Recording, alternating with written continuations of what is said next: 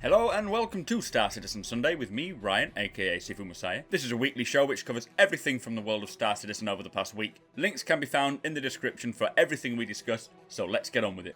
This week we see progress on the Avenger variants, hear about the landing zone pipeline, plus our usual update on Star Marine's progress. So first up as usual is 10 for the Chairman, where Chris Roberts takes 10 questions from subscribers. First question being, is the multi-crew ship tech only used for larger ships, or can a pilot of, say, an Aurora, have a friend in the back, maybe in the bed or just walking around? And he says yes, all ships that have interiors, however small or however large, can have the local physics grid and have people walking around. So with the Aurora you've got a very tiny little interior behind the chair that leads to the doors and to your bed. You will be able to have other people walking around. He says they haven't implemented the life support system yet, but as you'll only get so much oxygen or air to, support so many X amount of people, when they finally get that in, too many people may stress the system for the life support, and you may run out of oxygen a little quicker. So you've got to bear that in mind once they get that system in. Anyway, next question. Will a procedurally generated location be saved after it's generated, so returning to it remains the same? And he says yes. It will always deliver the same outcome once it's been generated, so it will use the magic numbers, generate this planet or this area, and once that has been visited, it will remain the same. Whatever happens within that area will persist. So that's good to know. Third question. Most games have issues creating social communities within bars. Will there be things to draw people into bars in Star Citizen? And he says yes, the bars are also places to get other missions. You've obviously got the job well in most landing zones, which are for official jobs, whereas bars will give sort of private missions, special missions. Even the bartenders may give out a little tip for, say, a salvage opportunity. He says it's basically keeping your ear to the ground. Also, you can meet up with friends. If you have a drink, you'll start staggering around, and there's lots of things they're going to put in that will sort of draw you into bars. So hopefully they will have their own social communities. So the next question is, can players warn NPCs of, say, an incoming attack so that they can prepare? And he says that you won't necessarily warn an NPC, but the NPCs, if they're on a base and they're getting attacked, they won't be dumb. They will be able to tell if someone is hostile and set up defenses. But again, you will have sort of control or have a command over an NPC if you hire them. You can give them instructions and so forth. But it won't be necessarily you going over and shouting, look out, the Vanduul are coming. They're going to have their own reactions. So next question is, what is the difference between a missile and a torpedo? And he says that in space there isn't really a huge difference. The only real difference being is that the torpedo will have a bigger payload size, less speed and less maneuverability, whereas a missile will have better tracking, be much quicker, and will be able to turn and follow its target a lot easier. But it will have less of a payload, so it won't do as much damage. Moving on, is there any plans to add other seats to the Retaliator, whereas in things like the Connie you've got other multi-crew roles? And he explains that there is quite a few. You've got the engineering station, you've got the pilot, and you've got the turrets. They will review as they go along, but generally they're not thinking of putting any of the seats in. The engineer would most likely have the most control over the systems. Him and the pilot would pretty much control all the systems that are available. But there will be more functionality in all the multi-crew ships, so we've just got to wait and see, I think. So next question. How will you prevent bots and gold sellers, as these have destroyed many games in the past? And he says they're going to try their best. There's lots of different ways they can think of, and I expect over time, he says, they will come up with more. But gold selling happens no matter what. And one way, he says, is that they will sell gold. So technically, if you think about it, it will be kind of a pay to win, which is to go towards paying for servers and staff to keep working on the game. And this, he says, is intended for people who don't have the time to play the game as much as someone else. So if someone spends hours and they can earn themselves a Karak, whereas someone who can only play on the weekend may want a Karak and then have to buy using real money to get it. He says you won't be able to instantly send someone like 1 million UEC, as there will be similar real-world limits. But he does say it's still super early to figure out yet, but they do have a lot of things in place. And he says don't panic though, they're not going to make it a pay-to-win, because the game is not really a competitive kind of game anyway. It's not like WoW or other games as such. There's no particular end game, and whereas someone who has a bigger ship will have an advantage over someone else, I am very confident in that it won't just be obviously constant PvP. So fingers crossed it will pan out nicely. But again, in regards to bots, he says they will be looking out for people using bots, but as yet they have no particular plans. It's just when they get to that point they will start bringing in their own thoughts, and I'm sure they'll share it with us. Anyway, moving on. They say they've noticed recently that many ships have isolated stations, for example the pilot and the gunner. Why is this? And he says that obviously the Connie has 3 people in the front, so they all sit together, and it's sort of due to what works for that ship. The Vanguard and the Tally are very militarized style ships. So they have isolated places because it's not a communal ship. You're not going on to have a chat with your friends, you're going on for a purpose. And because their background of the ships are militarized, this is why that is. So the Connie is more of a general purpose, a civilian ship. So these have, I don't know, more sort of practical, well, not practical, less practical, but more communal seating arrangements, which is pretty much why we've only seen them. And again, Squadron 42 is coming out soon, or sooner than the Precision Universe, so I think we're seeing more ships like the Vanguard and the Telly, more military ships because of this release. Anyway, second to last question. As Arcot is a relatively small landing area, how many landing pads will there be? How will you select the landing pad and how will it work? Or will you just not be able to land if there are no pads available? Now he says right now there is pretty much one landing pad on Artcore. It is segregated, but when you land on the pad you'll go into customs, and as you're going into Artcore then someone will land after you and your ship will then be moved into a hangar. He says there still needs a bit of fleshing out, but generally you can only land if there are slots available, so I think this will stop population from increasing too much. I'm so unsure about this question. I don't know how it will work and I don't know how I feel about it, but tell me your thoughts. Final question, is there a landing zone pipeline? When they release the more upcoming landing zones, will it be like Artcore, where all the stores are closed and then they begin opening over time and they'll start adding more things to flesh it out later on down the line, or will it all be fully fleshed from the offset? And he says there is a pipeline very similar to the ships. It goes through concept, then white boxing, then grey boxing, etc, etc. But the majority of them after Artcore will come in a pretty full-fleshed state. Artcore is still waiting on a lot of back-end technology, like persistence, for example. When other landing zones get open, these systems will hopefully be fully up and working, and so a new environment after this new tech is available will have more things fleshed out. The only reason why we haven't got the shops is because we're waiting for persistence. When the new landing zones come, the persistence should be up and running, so the shops will be open from the offset. NPCs will be wandering around from the offset. It'll be exciting to see, especially when they bring out Nix. Anyway, that was 10 for the chairman. Tell me your thoughts on all the questions and answers. Let's get on with Around the Verse. On the next Empire Report, terror on Rice. The casualty reports continue to climb after an out-of-control ship crashes into the Carey University campus. We'll update the situation on the ground. Drifters Days. Some pilots claim the condition is real, yet doctors don't agree. We'll tell you what you need to know before your next long voyage. Angeli's Sadabo team is in trouble. The Arrows could face huge fines after being accused of scrambling opponents' comm systems. Will the allegations further sink the struggling team both on and off the field? All that and more on the next Empire Report at 2200 SET.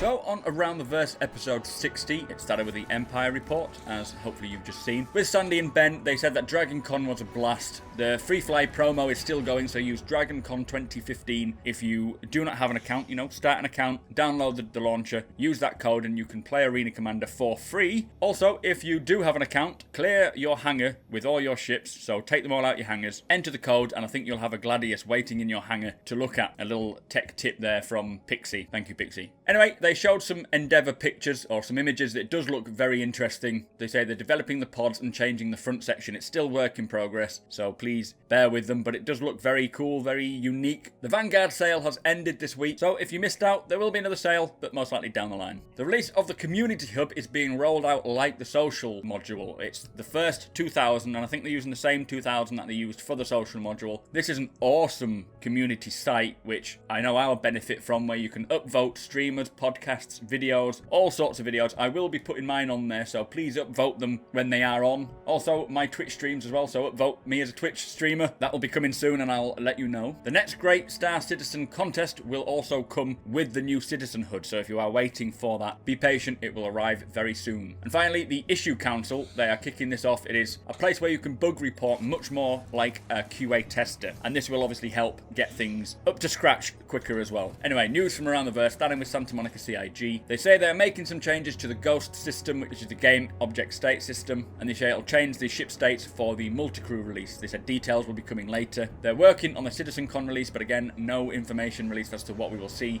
We know it'll be Squadron 42 and some character design stuff. Very excited for that. They have also done a full item redesign, but again, too premature for details. So moving on to Austin CIG, they have done a little mini mocap shoot, which has been wrapped up for more emotes for the social module. There will be 25 more emotes, including audio, which in my honest opinion is such a waste of time when they're going to put in a complete chat system anyway, but never mind. They're doing some character work, specifically on hair. They're also outsourcing a lot of the hair and the clothing so that we can have more than just the 6 FPS armors. So by outsourcing, they mean they're going to send it off to different studios which are not related to CIG, have them create different hairstyles and different clothing items. They're also doing some environmental tweaks for social module, which is art core. They're putting some lighting in, different lighting effects, and adding some clouds to make it look like there's more of a weather system going on. And finally, they are working on separate sections, including a back alley which will open up to a new area. This is all in art core, so there'll be a new area added. I think it's behind the medical unit, and they have been mentioning something about buggies, grey cat buggies recently, so I wonder if they'll open up a larger area for us to explore, or whether it'll be something along the lines of maybe another shop. I know there is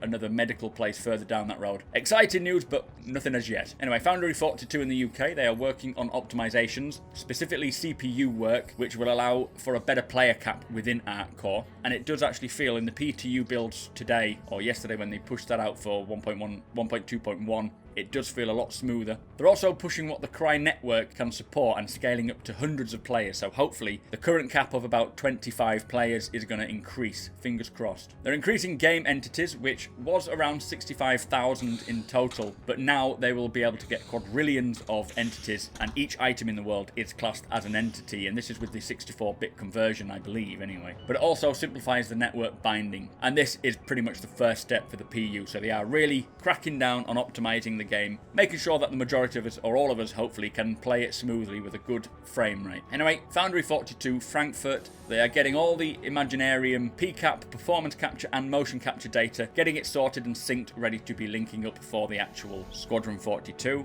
They are working on the AI systems, getting most out of the animations, and also in facial terms, they say it looks really good. They've got wrinkle mass, they've got bone formations, blood mass. It's going to look really in depth when we can see these characters' faces, and again, this will be presented at CitizenCon, so this is something more to look forward to. Anyway, after that, Jared sat down with Benoit Bossejour, I believe his name is, completely butchered that name I expect, and he is the Chief Technical Officer at Turbulent.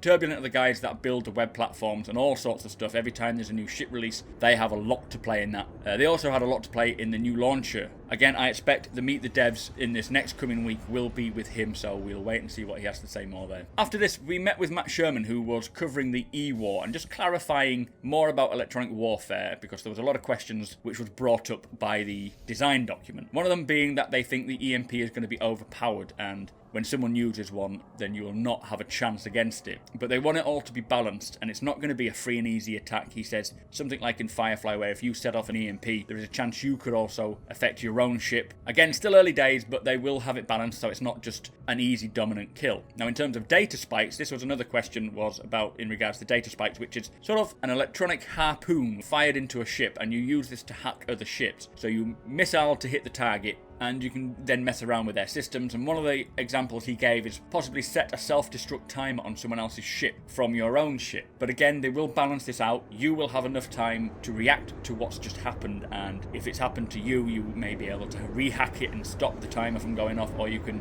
have enough time to get out and escape. So it's not just going to be someone fires a missile spike, then they can easily destroy you. There's going to be a lot more to it. They will roll out this system, the electronic warfare system, piece by piece, as a lot of it will play into the other systems. First of all, they're going to have the full function of distortion weapons. That's going to be with the initial release of the EWar systems, and with that you're likely to see maybe an EMP missile, which they'll get to play with and use that first to test how it works. Secondly, they'll start layering, so things like comms and scanning systems will be coming in, and they'll start adding jamming and interception of these systems as well. By then, they say the multi-crew should be very much fleshed out, so they can start adding a lot more inside the avionics system. And then the last step will be active hacking, which they're still sorting out. They did say that it won't be 100% real to real life. and they would like people's feedback on things like hacking mini-games, etc. So if you've got an opinion as to how you think it should be, if you've seen a game or played a game that had a really good system, let them know. They've got their ears open as they are still growing this system. And again, we will see additional posts as things change and things get fleshed out, so this is just the initial plan. Lots will change, lots more will come. Anyway, after Matt Sherman's EWar post, we went over to Shipshape with Lisa Ohanian, and she was talking specifically about the Avenger and work that's been done on it to make it more modular, which is very exciting.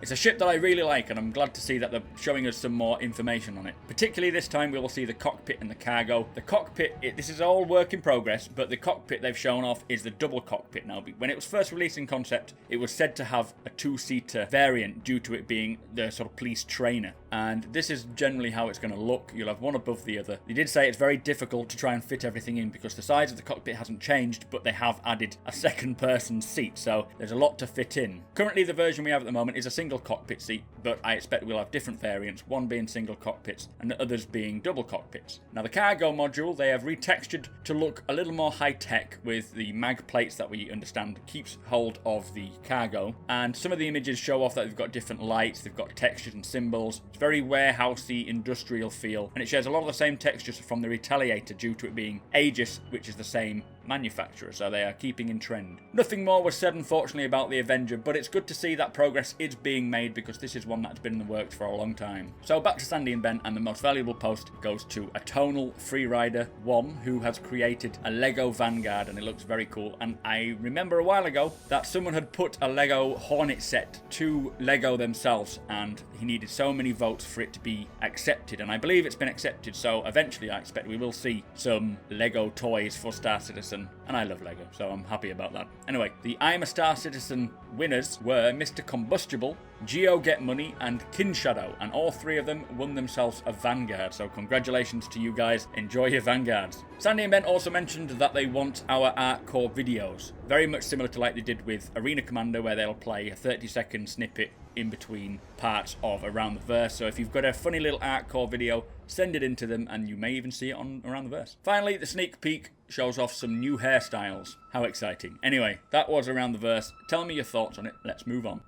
So up next is the Star Marine update, and they start by explaining that the big merge, which was getting the 1.2 game stream and the game dev stream together as one big stream, has all gone to plan. It all worked. It was a long weekend of manual merge conflict resolutions, and it's now on the single dev stream, which is excellent news. Great for the overall project, and this means the beginning of persistence. Every day, though, they are finding blockers, they are fixing them and then finding new blockers, etc, etc. However, they have both the team and the tools to persevere. Also, the 1.2.1 patch was released, as we know. It brings bug and stability fixes for Arena Commander, and also changes to the genetic instance manager. So, in terms of gameplay, Ilphonic engineers were able to play through a few rounds of the new headquarters style game mode, which is progressing nicely. Capturing and destroying HQ points, they say, is a lot of fun, so that is very much like the Rush game mode from Battlefield, I think combined with the Conquest. They say it's being reviewed by the Frankfurt team. They're tweaking values such as point acquisition, capture item, spawn times, and more. Headquarters is not the final name or even the final design, and it's only for the internal use, they say. Regarding the cover system, that's progressing, and it continues to progress. They are fixing up network syncing and the remaining glitches, and transitioning into player moving states. So on the art side, they have finished the LH-86 Gemini ballistic pistol, art cleanup, and also added iron sights. The artists are switching to the main dev stream now and integrating the past several weeks worth of work. Also, weapons are almost all done and ready for reviews. The sniper visual effects will begin next week, and line art for helmet interiors for the HUD is complete and handed to the UI implementers to put visor widgets in the proper places. So onto the UI side of things. They have fixed a collision detection widget. This will be used in visors when you're in EVA or 0G situations. Your armor sensor will warn you if you are getting too close to an object, just like the ships do. Behavior have started work on the interstitial score screens and loadout lobby for this week. On the animation side, they have completed the retargeting of the pistol and stock hit reactions for the, from V4 to V7 rig, which is the main character rig rig. They're also fixing mannequin errors in the game dev stream. So audio, they're designing the overpowering and the discharge for the sniper rifle. The grenade asset work, cooking indicators, bounces and explosions. They're iterating on weapon reload sounds per weapon and editing additional recording session material for implementation. And we had a little video of this, something called a hooligan video. I assume it's to do with collisions and, you know, ragdolling from collisions and so forth. Anyway, quite a short but sweet update. Tell me your thoughts. So, also this week, James interviewed Todd Pepe in Meet the Devs. We had a new post, well, an in-fiction poll titled Stoddard Research Centre Citizen Opinion Poll. Be sure to check that out. Bug Smashers episode 10 is available, follow the link below. We saw September's subscriber flare, which looks like another rock. And the final post we saw was regarding the new community hub. In this post it explains how it's going to work and what we can expect from this hub. Okay, so on a final note, we have affiliated with Razer as we feel they make excellent gaming products, and if you want to help our channel out, plus buy amazing hardware, use the link in our description and we'll get a little kickback every time a product is bought. So yet again we have come to the end of the show. I just want to say a big thank you to all our subscribers and a massive thank you to all our patrons. You are truly helping our channel grow. If you are interested or able to help us out in way of a monthly donation from as little as $1 to any amount you deem fit, check out our Patreon page in the description. This really helps our channel to create more videos, better quality videos, and it allows us to get better hardware, better software, plus it allows us to spend more time on creating the videos. Don't forget to subscribe, comment if you have anything to say, show me the love by hitting the like button and share it with all your friends and enemies. Thank you for watching and I shall see you in next week's show.